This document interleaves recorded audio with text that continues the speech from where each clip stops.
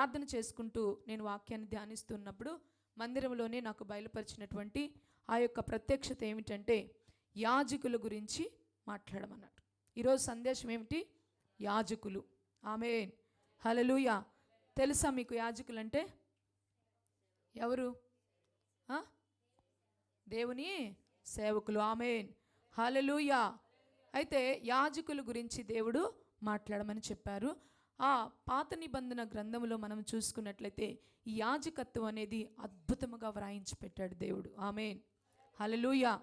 మనం చూసుకుంటే ప్రియ దేవుని బిడ్డలారా, ఆదాము నుంచి అబ్రహాం వరకు చూస్తే అక్కడేమో యాజకులు లేరు. కానీ మరి ఆ యొక్క మోషేని ఏర్పాటు చేసుకొని ఇజ్రాయేలీలందరినీ కూడా మరి నడిపిస్తూ ఉన్నటువంటి తరుణంలో దేవుడు ప్రత్యక్ష గుడారాన్ని ఏర్పాటు చేయమని చెప్పి, ఎందుకంటే నేను అక్కడికి వచ్చి నా ప్రజలతో మాట్లాడతానని చెప్పి తరువాత అహరోన్ని ఆ యొక్క ప్రత్యక్ష గుడారంలో సేవకుడిగా నియమించమని, యాజకుడిగా ప్రతిష్ఠించమని మోషేతో దేవుడు మాట్లాడతాడు. అయితే మనం చెప్పుకున్నట్లయితే అహరోను దగ్గర నుంచి మనకు ఈ యాజకత్వం అనేది ప్రారంభించబడిందని మనము చెప్పుకోవచ్చు. అయితే దానికి ముందు మనం చూసినప్పుడు అబ్రహాము మెల్కీసెదెకును, అబ్రహాము యుద్ధములో విజయం పొందుకొని తిరిగి వస్తుండగా మెల్కీసెదెకు మరి ఆయన ఎదుర్కొని మరి రొట్టె ద్రాక్ష రసము ఇచ్చినప్పుడు మరి అబ్రహాం అయితే తనకు కలిగిన దాన్ని అంతటిలో నుండి 10వ భాగమునిచ్చినట్టు మనము లేఖనాల్లో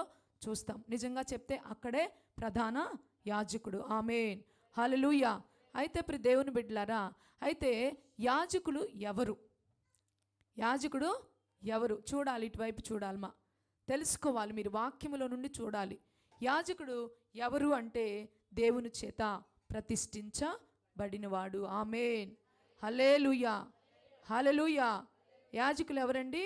దేవుని చేత ప్రతిష్ఠించబడినవాడు. ఇది మనము చూసినట్లయితే నిర్గమకాండములోనే అహరోన్ని దేవుడు మోషేతో మాట్లాడి మరి అహరోన్ని మరి అభిషేకించమని దేవుడు సెలవిస్తాడు. ఆమేన్, హల్లెలూయా. మనం చూసినట్లయితే మరి ఆ యొక్క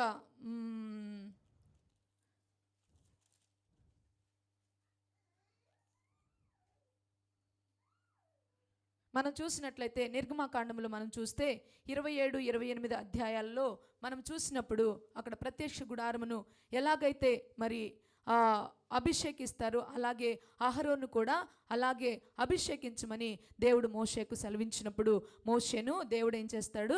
అభిషేకిస్తాడు. ప్రియ దేవుని బిడ్డలారా, మనం చూస్తే ఇక్కడ మోషే ఏ వంశంలో నుండి వచ్చినవాడు? లేవీల వంశంలో నుండి వచ్చినవాడు మోషే. అయితే ఈ అహరోను కూడా లేవీలో నుండి వచ్చినవాడే. ప్రియ దేవుని బిడ్డలారా, ఈ యాజకులని దేవుడు ఎక్కడ నుండి ఏర్పాటు చేసుకున్నాడంటే లేవి యొక్క గోత్రముల నుండి యాజకులను ఏర్పాటు చేసుకున్నాడు. ఆమేన్, హల్లెలూయా. లేవీలని యాజకులను లేవి యొక్క గోత్రముల నుండి దేవుడు ఏర్పాటు చేసుకున్నాడు. ఎందుకు అంటే మనం చూసుకున్నట్లయితే దేవుడు అంటాడు, ఆ యొక్క ప్రథమ సంతతి ఏదైతే ఉందో, దేవుడు ఆ యొక్క ఐగుప్తు దేశంలో వధ జరిగింది కదా, వధ జరిగింది కదా. ఏంటి ఆ వధ? చెప్పాలి. జ్యేష్ఠ వధ జరిగినప్పుడు అక్కడ ఆ వధ జరిగిన దానికి మారుగా నేను ఈ లేవీలను జ్యేష్ఠ భాగంలోనికి తీసుకొని వారిని నేను ప్రతిష్ఠ చేసుకుంటున్నాను, వారిని నా వారిగా చేసుకుంటున్నానని దేవుడు మాట్లాడతాడు. అది మనం చూసినట్లయితే ద్వితీయోపదేశ కాండంలో మనకు ఆ మాట కనిపిస్తుంది. ప్రియ దేవుని బిడ్డలారా, ద్వితీయోపదేశ కాండంలో ఒకసారి చూద్దామా?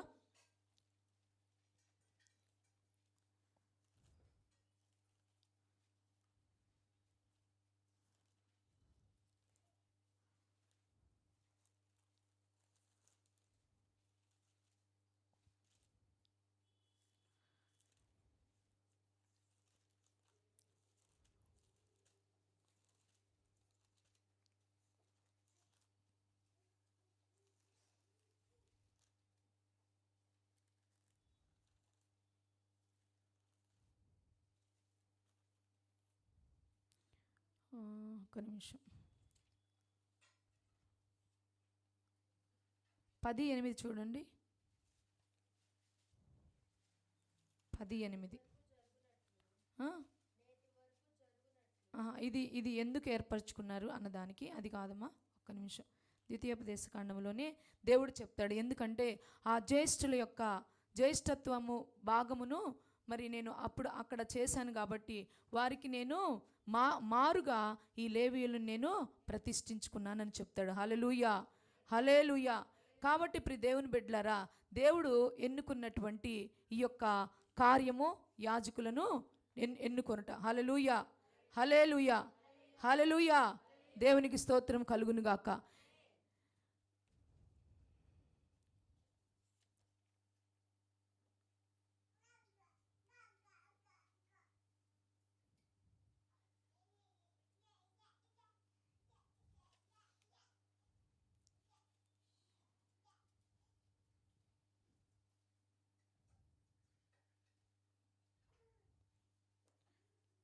అయితే దేవుని బిడ్డలారా, అలాగూ దేవుడు ఆ లేవీయులని మొదటి వారిగా ఎందుకు చేసుకున్నాడంటే తన యొక్క జ్యేష్ఠ భాగంలో నుండి ఆయనకి ఇష్టమైంది కాబట్టి అక్కడ జ్యేష్ఠుల వధ జరిగినప్పుడు వారికి మారుగా లేవీయులను ఆ స్థానంలో నేను పెట్టుకొని వారిని యాజకులుగా నేను ఏర్పాటు చేసుకున్నానని దేవుడు సెలవిస్తాడు. అయితే దేవుని బిడ్డలారా, మనం చూసుకున్నట్లయితే ఇజ్రాయేలీలు అన్యుల్లో నుండి వేరపరచబడిన వారు. ఎవరండి? ఇజ్రాయేలీలు అన్యుల్లో నుండి ప్రత్యేకింపబడిన వారు. ఈ ప్రత్యేకింపబడిన ఇజ్రాయేలీలో నుండి దేవుడు ఏం చేశాడంటే లేవీయులను మళ్ళా ప్రత్యేకించుకున్నాడు యాజకులుగా. హల్లెలూయా, హల్లెలూయా, హల్లెలూయా. కాబట్టి ఈ లేవి వంశం అనేది యాజక వంశం. ఈ లేవి వంశం అనేది యాజక వంశం. ఈ లేవి అనే ఎక్కడ చూస్తే మనం చూస్తే యాకోబుకు పుట్టినటువంటి కుమారుల్లో మరి రూబేను, షిమ్యోను, లేవి మూడో కుమారుడు. అయితే ఈ లేవీని దేవుడు ఏర్పాటు చేసుకున్నాడు. లేవి దగ్గరకు వచ్చేసరికి లేవికి 3 కుమారులు. మరి కాహతు, మోరియా, గెర్షోను అనేటటువంటి 3 కుమారులు ఉంటే ఆ 3 కుమారులకు కూడాను ఆ లేవి వంశస్థులకి ఆ ప్రత్యక్షకు గుడారములో పనిచేసేటటువంటి ఒక సామర్థ్యము కానీ ఒక యోగ్యతను కానీ దేవుడు అనుగ్రహించాడు. హల్లెలూయా, హల్లెలూయా. ఎందుకంటే ప్రియ దేవుని బిడ్డలారా, దేవుని చేత అభిషేకించబడిన, దేవుని చేత ప్రతిష్ఠించబడినటువంటి యాజకులు. ఆమేన్, హల్లెలూయా. మనం పేతురు పత్రికలో చూసుకున్నట్లయితే ఆయన యొక్క గుణలక్షణములను మనం పరచు నిమిత్తము రాజులైన యాజక సమూహము అని చెప్పే దేవుని వాక్యము సెలవిస్తుంది. అట్లానే ప్రకటన గ్రంథంలో చూస్తే రాజ్యాలుగాను యాజకులుగాను నేను వారిని నియమించాను అని దేవుడు సెలవిస్తాడు. అయితే ప్రియ దేవుని బిడ్డలారా, ఎందుకు ఈ యాజకులను దేవుడు నియమించాడు అంటే వీరు ప్రతిష్ఠించబడిన వారు, అంటే ప్రత్యేకింపబడిన వారు, దేవుని చేత నజీరు చేయబడిన వారు, అంటే ప్రత్యేకింపబడిన జీవితం కలిగిన వారు ఈ యాజకులు. యాజకులంటే ఊరికే కాదు, సేవకులంటే ఊరికే కాదు. లోకములో ఎంతో మంది ఉన్నారు, లోకములో చాలా మంది ఉన్నారు. కానీ లోకములో ఉన్న వారందరినీ దేవుడు ఏర్పాటు చేసుకోలేదు. కానీ తన యొక్క ఉద్దేశములో, తన ప్రణాళికలో, తన చిత్తములో ఆయన ఏమి చూశాడో మనకు తెలియదు. కానీ ఆయన పని చేయట కొరకు ఆయన ఏం చేశాడంటే యాజకులను ఏర్పాటు చేసుకున్నాడు. ఆమేన్, హల్లెలూయా, హల్లెలూయా. అయితే ఈ యాజకులు చేయవలసినటువంటి పని ఏమిటంటే ప్రత్యక్ష గుడారములో వీరు పని చేయాలి. ప్రత్యక్ష గుడారములో ఉన్నటువంటి ఉపకరణములన్నిటిని కూడా వారు ఏం చేయాలి? శుద్ధీకరించాలి. ఉపకరణములన్నిటిని కూడా వాళ్ళు ఏం చేయాలి? జాగ్రత్తగా చూసుకోవాలి. అంతేకాదు కానీ ప్రియ దేవుని బిడ్డలారా, ఈ యాజకులు ఇశ్రాయేలుల యొక్క పక్షమున ఏం చేయాలంటే బలులు అర్పిస్తూ ఉండాలి. ఆమేన్, హల్లెలూయా. అంటే ఇశ్రాయేలీల ప్రజలు పాపము చేసినప్పుడు దేవునికి దూరంగా, చూడండి సేవకుల యొక్క విధి ఏమిటో ఈరోజు దేవుడు మనతో మాట్లాడుతున్నాడు. సేవకులంటే ఊరికే రాలేదు. సేవకులంటే ఏదో వచ్చి 4 మాటలు చెప్పి కానుకలు తీసుకొని ఒక సంఘాన్ని ఏర్పాటు చేసుకొని ఏదో వారు మరి ఏదో ఆస్తులు సంపాదించుకొని ఏదో వారు గొప్పవాళ్ళుగా ఎదుగుతున్నటువంటి పరిస్థితి కాదు. ఒకవేళ అటువంటి స్థితి లోకంలో ఉండొచ్చేమో, కానీ దేవుని వాక్యం తెలిసిన సేవకులకు మాత్రం లోపల గుండె మండుచు ఉంటుంది. ఈ మాటలు చదువుతున్నప్పుడు లోపల భయం కలుగుతుంది. ప్రియ దేవుని బిడ్డలారా, ఎందుకో తెలుసా? సేవకులకు 2 తీర్పులు ఉంటాయి. ఏమిటో తెలుసా? తనను గురించి తాను తీర్పు చెప్పుకోవాలి, తనకు అప్పగించినటువంటి ఆ యొక్క ఆత్మలను గురించి కూడా సేవకులు ఏం చేయాలి? తీర్పు దేవుని దగ్గర చెప్పాలి, లెక్క అప్ప చెప్పవలసిన వారు. అందుకే మీరు సేవకులుగా ఉండొద్దు, మీరు సేవకులుగా ఉండకుండా ఉంటే మేలు అని వాక్యములో వ్రాయబడింది. కారణం ఏమిటో తెలుసా? ఎక్కడ ఏ తప్పిదము జరిగినా, ఏ పొరపాటు జరిగినా దేవుడి ఎదుట 2 తీర్పులు పొందుకోవాల్సి వచ్చింది. హల్లెలూయా, హల్లెలూయా. కాబట్టి ప్రియ దేవుని బిడ్డలారా, యాజకులను దేవుడు ఎందుకు ఏర్పాటు చేసుకున్నాడంటే ఆ యొక్క ఇజ్రాయేలీల యొక్క పాపములను, వారి యొక్క మరి హేయమైనటువంటి కార్యములను, దేవుడికి వ్యతిరేకంగా నడిచినప్పుడు వారి పక్షమును ఏం చేయాలంటే ఈ యాజకుడు ఆ బలిపీఠం మీద బలి అర్పించాలి. ఆమేన్, హల్లెలూయా. ఆ దహన బలి, ఆ పాప పరిహారార్థ బలి అర్పించి వారి పక్షమును ఏం చేయాలంటే ప్రాయశ్చిత్తము చెయ్యాలి. ఆమేన్. ఎవరండి అసలు యాక్చువల్గా ప్రాయశ్చిత్తం? ఎవరు పాపం చేస్తే వారు ప్రాయశ్చిత్తపడాలి కదా, ఎవరు తప్పు చేస్తే వారు కదా శిక్ష అనుభవించాలి. కానీ దేవుడు తన ప్రజలను ప్రేమించి తన ప్రజల పక్షమున తనకు తోడుగా తన సేవకులుగా ఎన్నుకొని యాజకులుగా నియమించి అంటాడు కదా, నా ప్రజల పక్షమున మీరేం చెయ్యండి, బలిని అర్పించాలి. వారు తీసుకొచ్చినటువంటి సమస్తమైన బలులు, నైవేద్యములు ఆ బలిపీఠం మీద అర్పించాలి. అర్పిస్తున్నప్పుడు వారిలో ప్రాయశ్చిత్తము కలుగుతుంది. ఆమేన్, హల్లెలూయా. మీరు చూసుకున్నట్లయితే ప్రియ దేవుని బిడ్డలారా, ఈనాడు చేస్తున్న సేవకుల యొక్క సేవలో కూడా సేవ ఎంత అద్భుతమైనటువంటి కృప కలిగినదో తెలుసా ప్రియ దేవుని బిడ్డలారా? వారు ఎవరో తెలియదు సేవకులకి. ఇప్పుడు మాకు మీకు ఏమైనా బంధుత్వం ఉందా, ఏమైనా రక్త సంబంధం ఉందా, ఎక్కడి వారమో తెలియదు. కానీ దేవుని యొక్క ప్రేమను బట్టి ఇక్కడికి తీసుకొని వచ్చినప్పుడు ఒక ఆత్మ రక్షించడానికి, ఒక కుటుంబం బాగుపడడానికి, ఒక వ్యక్తి మరి బాగుపడడానికి, ఒక వ్యక్తి దీవించబడడానికి. ఆమేన్. పౌలు గారు అంటాడు కదా, మేము ఏమి లేని వారిగా ఉండి కూడా మిమ్మల్ని మేము కలిగిన వారిగా ఉంచుతున్నాం, మేము పిచ్చివారిగా ఉండి కూడా మీకు మేము మేలు చేసేవారిగా. అంటే ఎంతగా తగ్గించుకొని లోకం మమ్మల్ని ఎంత హీనంగా చూస్తున్నా మేము మీకోసము జరిగించే వారిగా ఉన్నామని చెప్పేసి అపోస్తుడైనటువంటి పౌలు గారు చెప్తాడు. ప్రియ దేవుని బిడ్డలారా, యాజకులు దేవుడికి లెక్క అప్పచెప్పవలసిన వారై ఉన్నారు కాబట్టి దేవుడు అప్పగించినటువంటి ప్రజల మీద యాజకులకి మరి ఏముంటుంది, ప్రేమ ఉంటుంది. వారి పక్షమున బాధ్యతగా ప్రవర్తించే విధంగా ఉంటారు. ప్రియ దేవుని బిడ్డలారా, హల్లెలూయా, హల్లెలూయా. దేవునికి స్తోత్రం కలుగును గాక. కాబట్టి ఆ యొక్క ఇశ్రాయేలీల పక్షమున బలి అర్పిస్తూ వారికి ప్రాయశ్చిత్తము చేసేటటువంటి ఆ యొక్క స్థితి యాజకులు కలిగి ఉంటారు. అందుకు యాజకులు ఏం చేశారు? యాజకులను దేవుడు నియమించాడు. ఆమేన్, హల్లెలూయా, హల్లెలూయా. యాజకుల్ని ఇంకా ఎందుకు నియమించాడో తెలుసా ప్రియ దేవుని బిడ్డలారా? ఇంకా యాజకుల్ని ఎందుకు నియమించాడని మనం చూసుకున్నట్లయితే లేఖనాలలో మరి ధర్మశాస్త్రపు విధులను బోధించుటకు. ఆమేన్, హల్లెలూయా. ధర్మశాస్త్రపు విధులను బోధించుటకు అంటే దేవుడు ఏవైతే మోషేకి సెలవిచ్చాడో, ఏదైతే ఆ సీనాయి కొండ మీద నుండి ఆ యొక్క 2 పలకలు, ఆ ధర్మశాస్త్రము ఏదైతే 10 ఆజ్ఞలు దేవుడు తన ప్రజలైన ఇజ్రాయేలీలకు చెప్పమని చెప్పాడో దానిని బోధించుటకు యాజకులకు దేవుడు కృపనిచ్చాడు. అందుకొరకు దేవుడు నియమించాడు. మలాకీ గ్రంథంలో అంటాడు, ఒకసారి చూద్దాం ఆ మాట. మలాకీ 2వ అధ్యాయంలో, స్తోత్రం స్తోత్రం స్తోత్రం, మలాకీ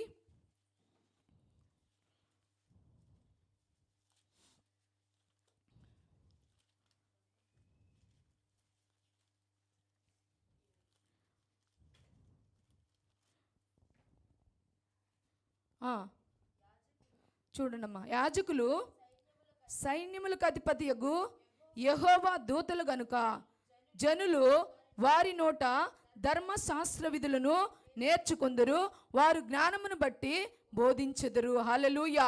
ఇదే మాట ద్వితీయోపదేశ కాండములో కూడా ఉంటుంది ప్రియ దేవుని బిడ్డలారా. ఎందుకు యాజకులు అంటే దేవుడిచ్చిన మాటను ప్రకటించటానికి దేవుడి యాజకులను ఏర్పరచుకున్నాడు. ఇప్పుడు చెప్పండి, మీకు చెప్పుచున్న మాటలు మేము ఈ పరిశుద్ధ గ్రంథములో నుంచి మీకు చెప్పుట ధర్మమా కాదా? ఒక్కసారి తలల పైకెత్తాలి.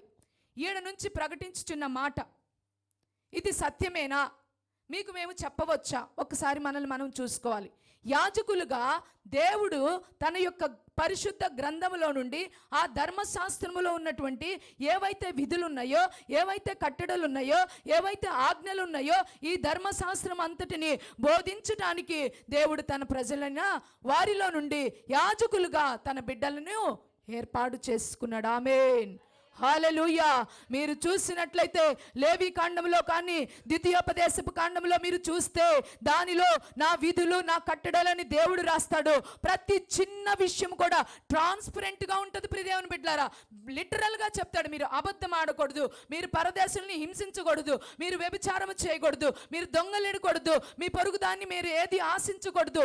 ఇంకా మీరు అసలు ఎంత అద్భుతమైనటువంటి చిన్న చిన్న మాటలు కూడా, ఎలా మనము లోకములో చూస్తున్న కొన్ని అపవిత్రమైన కార్యాలు ఉన్నాయే, అవన్నీ కూడా పరిశుద్ధ గ్రంథములో దేవుడు వ్రాయించి పెట్టి వాటిని నువ్వు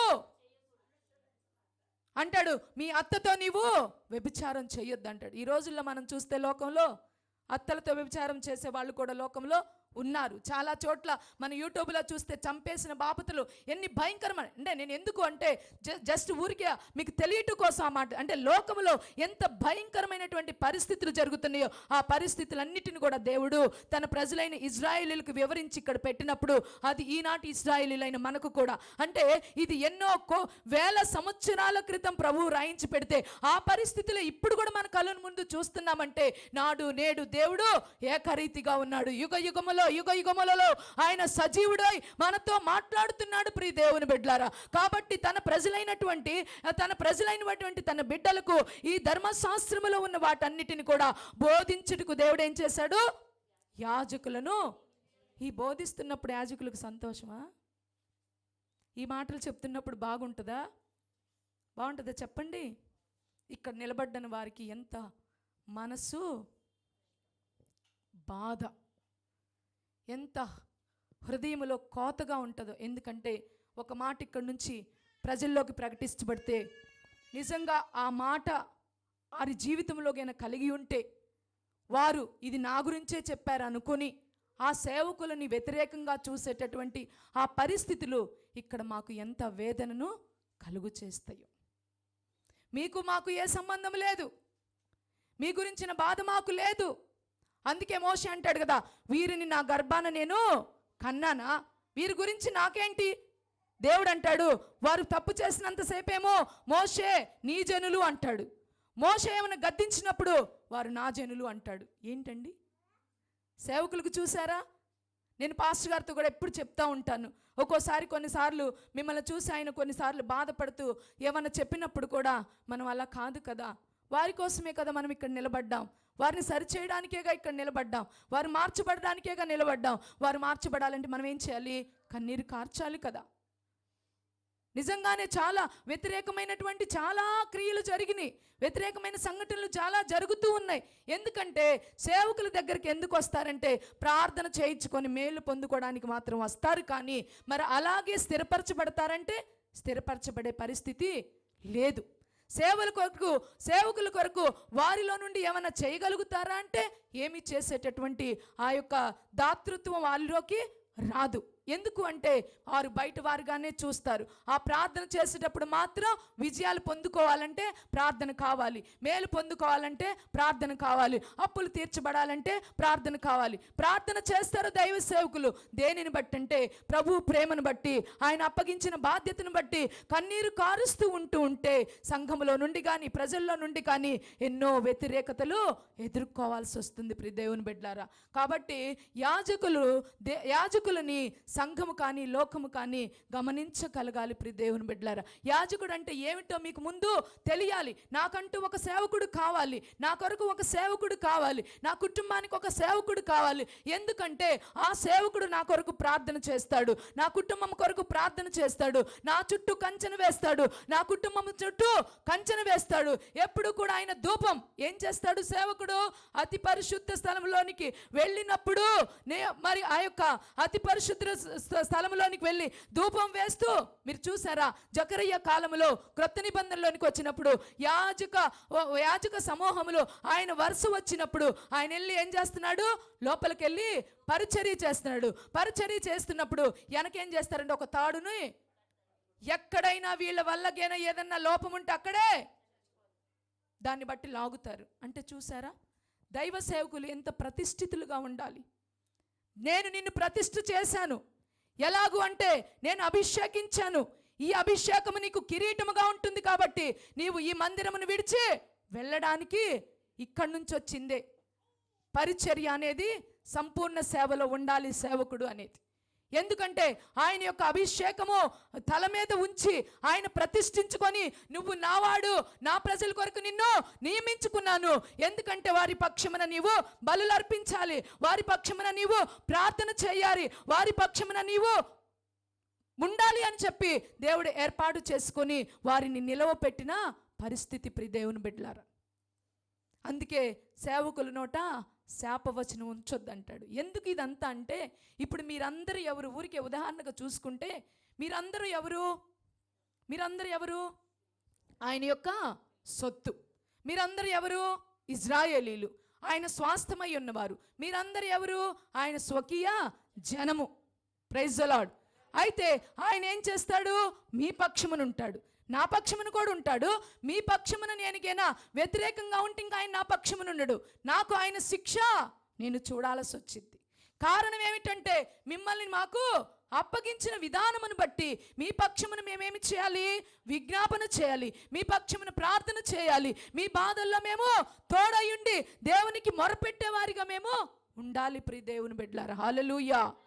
దీవించేవారిగా ఉండాలి, కానీ శపించేవారిగా ఉండడానికి వీలు లేదు. అందుకే మనం చూసుకున్నట్లయితే ఒక వాక్యాన్ని చూసుకుందాం. దేవుడు యాజకుల్ని ఎందుకు ఉంచాడు అంటే దీవించటానికి అని చెప్పడానికి ఒక వాక్యాన్ని చూద్దాం.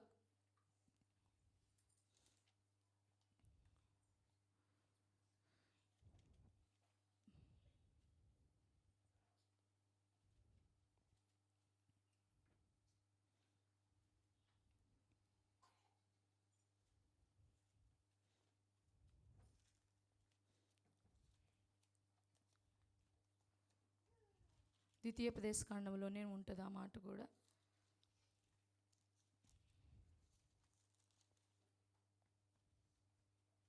చూడండి 21వ అధ్యాయం చూడండి. ద్వితీయోపదేశకాండము 21వ అధ్యాయం. అప్పుడు యాజకులైన 5వ వచనం. అప్పుడు యాజకులైన లేవీయులు దగ్గరకు రావలెను, యెహోవాను సేవించి యెహోవా నామమున దీవించుటకు ఆయన వారిని ఏం చేయడానికంట? ఏం చేయడానికి?